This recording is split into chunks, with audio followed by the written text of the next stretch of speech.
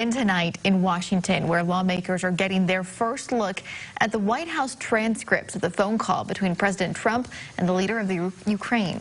ABC's Raquel Scott is in Washington reporting from Capitol Hill. She has the latest on our top story this afternoon at 5. Democrats now say they have more evidence to make a case for impeachment, and it was voluntarily handed over to them by the president. That is textbook abuse of power.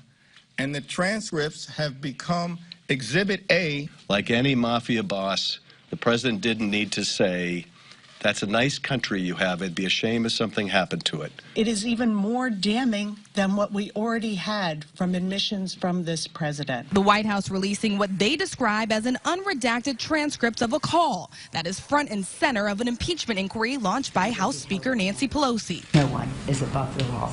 The document reveals the president repeatedly urged the president of Ukraine to work with his personal lawyer, Rudy Giuliani, to help investigate his potential 2020 rival Joe Biden and his son, who had business interests there. President Trump, who continues to deny any wrongdoing, insisting a recent move to halt aid to Ukraine was not an attempt to pressure the country's leader. It turned out to be a nothing call. Republicans backing him up. From my point of view, to impeach any president over a phone call like this would be insane. But that call is believed to be tied to a whistleblower's complaint that the inspector general found to be of urgent concern and credible. That complaint still undisclosed after the acting director of national intelligence blocked it from being turned over to Congress, as required by law. As this historic showdown between the president and lawmakers unfolds in Washington, the president sits down with the world leader who was on the other end of that phone call. I think, and you read it, that nobody pushed me. Yes. In other words, no pressure.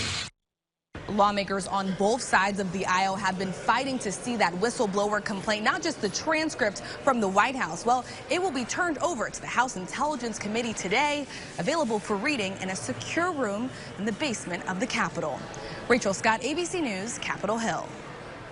So how does impeachment work? We'll break that down for you this afternoon. It begins with the Speaker with the authority to appoint those 6 House committees to investigate what the president's impeachable offenses could be. Those committees will try to gather evidence, I should say, and hold hearings. They will send evidence that they may find in whatever variety onto the House Judiciary Committee. That committee then will have a lead role in drafting possible articles of impeachment and a possible vote on whether to send those articles to the full House for a final vote. Now, if a majority of the House, which is controlled by Democrats, approves those charges, the president is impeached. The process, though, then moves to the Senate, where lawmakers will hold a trial, each side choosing lawyers to make their particular case, and senators would act as the jury. It would take 2/3 of the Senate to convict and remove a president.